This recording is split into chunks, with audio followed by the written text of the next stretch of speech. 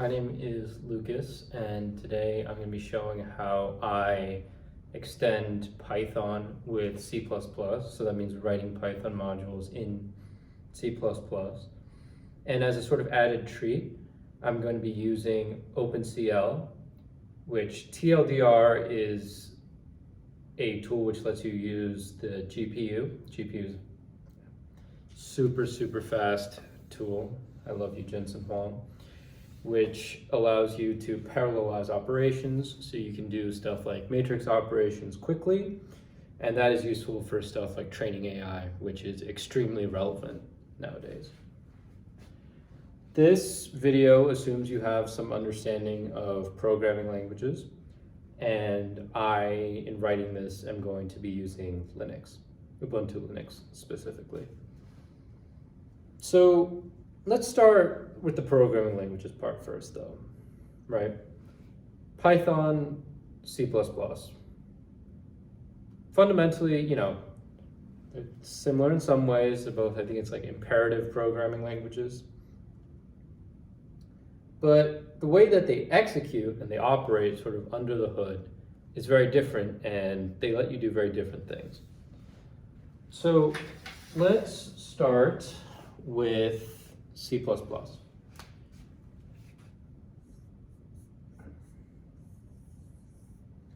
Okay, you write your C++ source code.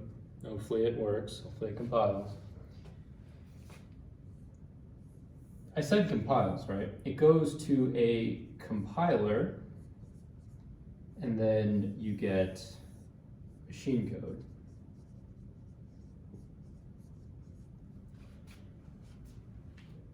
You have your high-level C++, right? Your, int x equals 5, you might be interacting with some classes, whatever. That goes into a compiler. A compiler takes your high-level source code and then turns into machine code. Machine code is what your computer understands. Your computer can run this very quickly on the CPU.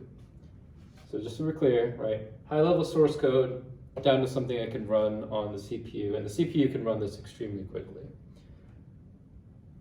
This is great if you want performance, right? Quant firms use C++ a lot. I'm pretty sure the F-22 Raptor is written in C++. If you want performance, this is great, because this machine code runs super fast. Let's look at Python.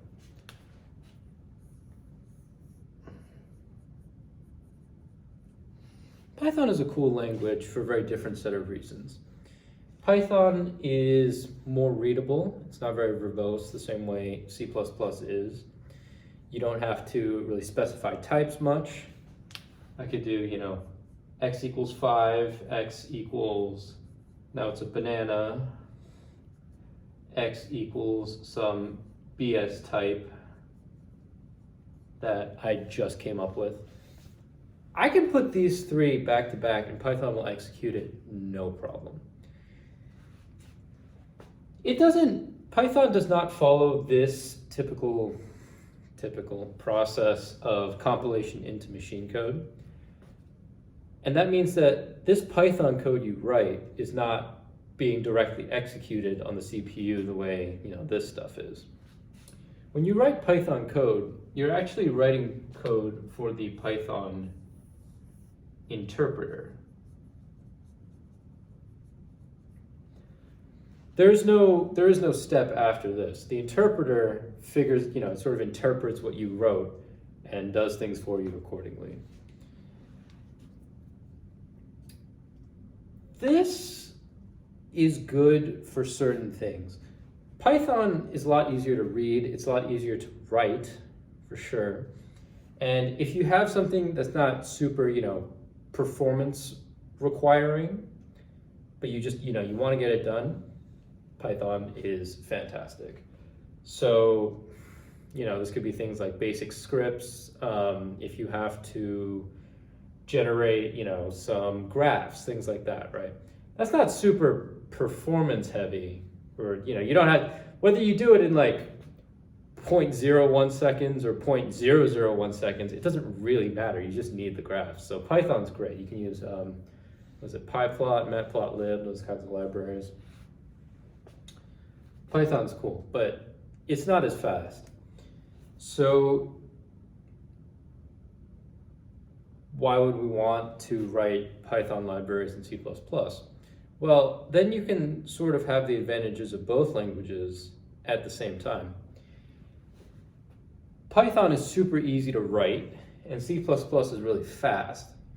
So if we want to do things in Python quickly, it makes sense to write the libraries in C++. All the really, performance-heavy stuff like your matrix multiplications, right? Those have to be done quickly. And so C++ is very useful for that. Let's get into an example of how we would do that.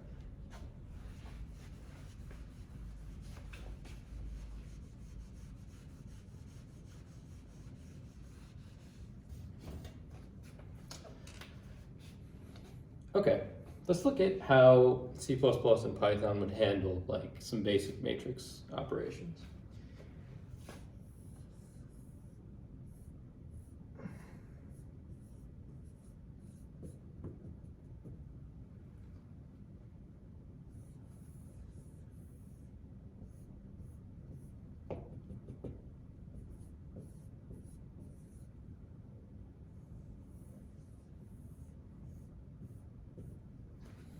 Okay. So we're gonna do like a basic element-wise addition here, just to sort of get the point across. This represents a sort of flattened out matrix, which means you just sort of, if you took each row and just sort of put them right next to each other, this could be like, potentially 8 long, right? This could represent a 4x2 or 2x4, one of them, matrix that we might have to do operations on.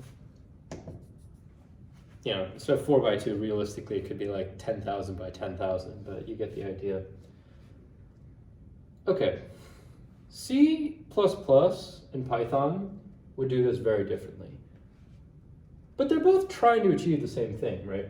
We're going to take the first element here, the 1, add it to the first element here, which is the 5, and we're going to get 6.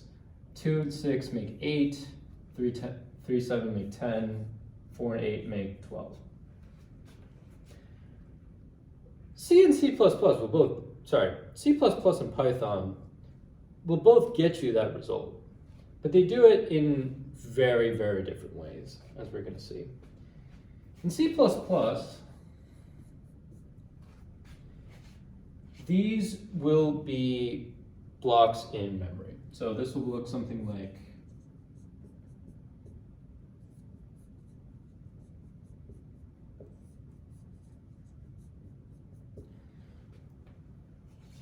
pointers to arrays, which are just memory blocks that of a given size that contain your information. So I'll have, if we just pretend that this is only 4 items, I will have allocated a block in memory that is 4 times size of float. So a float is 8 bytes times 4, so this is 32 bytes are allocated here, right? This points to those 32 bytes of memory. 32 bytes here, 32 bytes here, and the result is going to be 32 bytes. If I want to do this, addition operation here to get this, what happens once you compile it down to your machine code, right? It'll access this 1 in memory.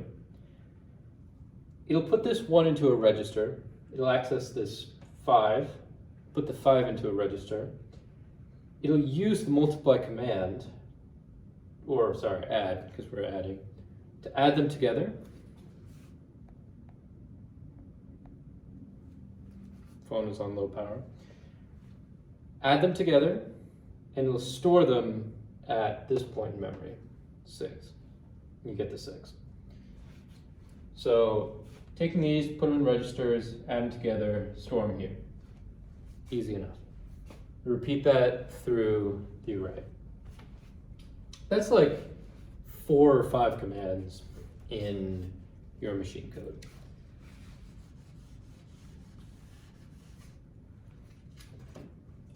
Python does that very differently, right? In Python, these would be lists.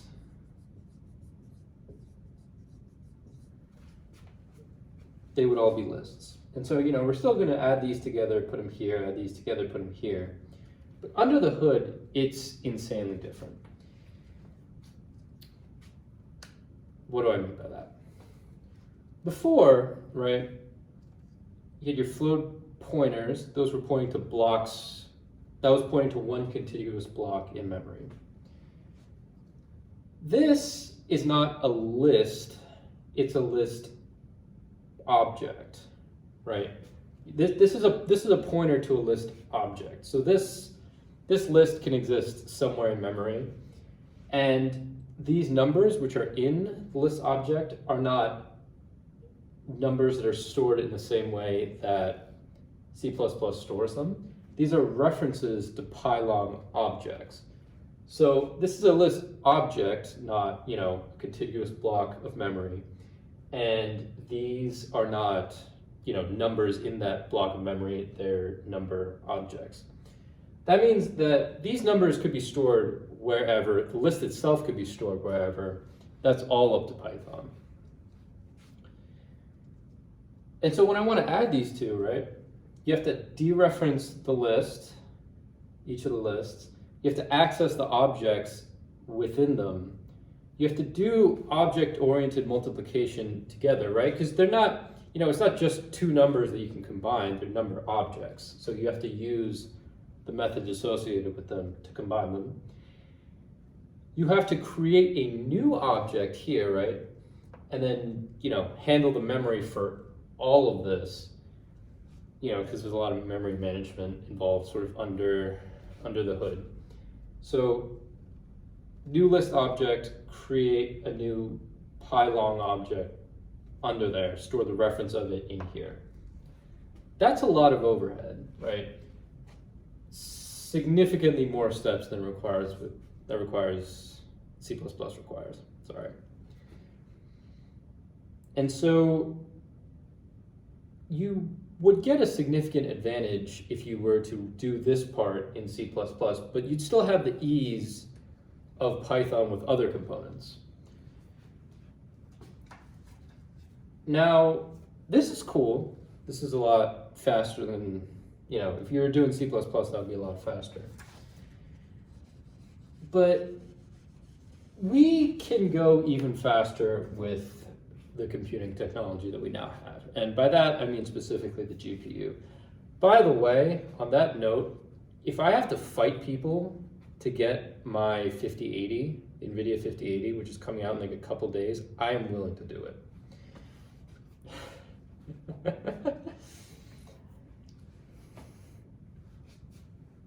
These normally, right, if I were to just do it in C++ in a very sort of standard way, 1 and 5 makes 6, 2 and 6 makes 8. I would do these one at a time. Let's pretend for a sec, right? This operation takes let's call it 1 nanosecond. So this is 1 nanosecond, this is 1 nanosecond, this is 1 nanosecond, this is 1 nanosecond. That's really fast. If I were to do all of these, that would take 4 nanoseconds. Easy math. If this thing were like 1 trillion items long, that would be 1 trillion nanoseconds. But with a GPU, we can parallelize it. So what does that mean? This is running sequentially, right? It's in a sequence. It runs the first one, 1 nanosecond, 1 nanosecond, 1 nanosecond, 1 nanosecond. If I parallelize it, then that means I can use the GPU's cores to do them all at the same time, or several of them at once. Not all of them. Well, it could be all of them at the same time if it's small enough, but realistically several at once. So these 4 could be executed at the same time, which would just, give you a cost of 1 nanosecond.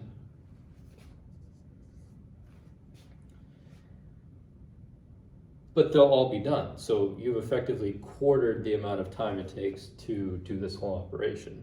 That's very favorable, and that's what OpenCL is used for.